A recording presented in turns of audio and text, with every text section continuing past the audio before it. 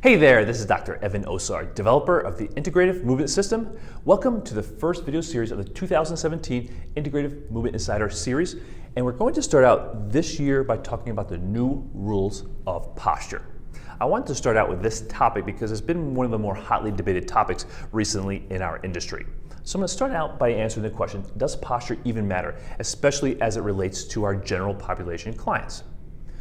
We look at posture in most of our individuals.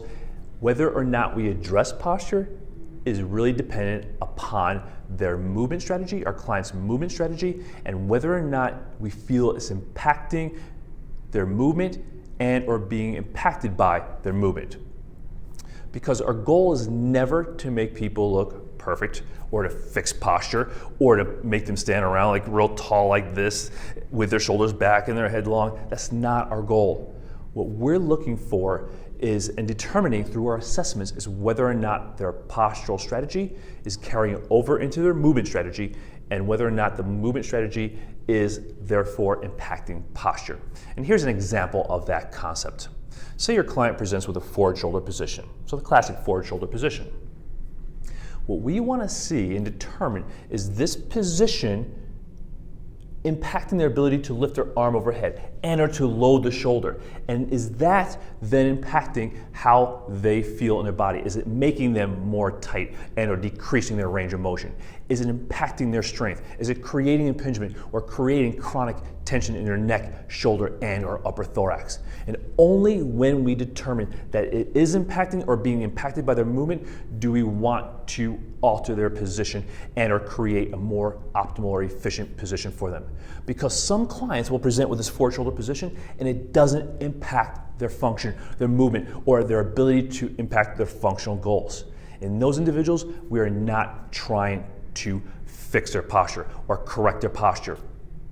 It's only when we have looked at them thoroughly and determined that their posture and movement strategy are linked and it's becoming inefficient and impacting their ability to do the things they need to, want to, or love to do, and are creating inefficiency in how they perform their activities and or creating discomfort.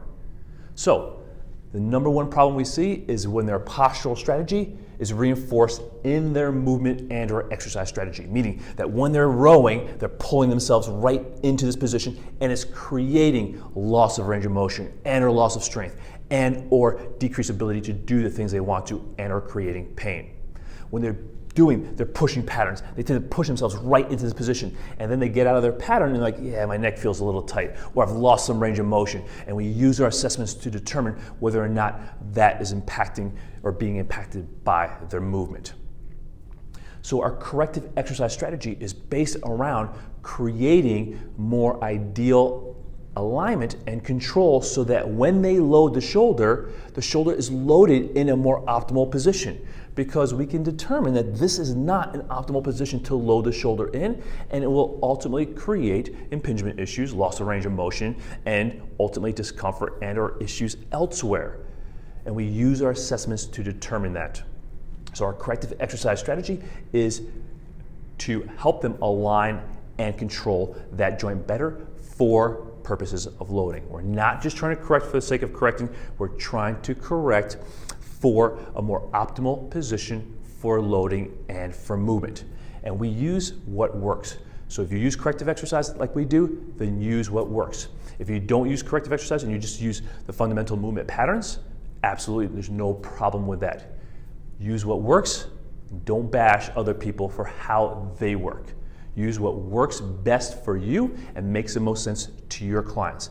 We use corrective exercise very strategically because ultimately we take them from here and then we integrate whatever we're doing here into the fundamental movement patterns. So for this clients with the forward shoulder, we're going to teach them how to push and pull in more ideal alignment. So we create a more efficient movement strategy and ultimately we're creating a more efficient postural strategy.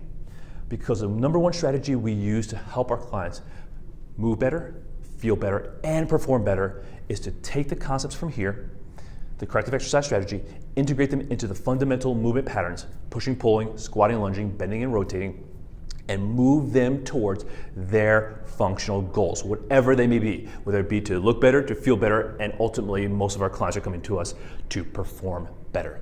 So this is Dr. Evan Osar with Integrative Movement Insider. I hope that helps explain how we look at posture, that we're never trying to correct, fix, or make people look perfect, that we're using it as an overall part of our assessment process.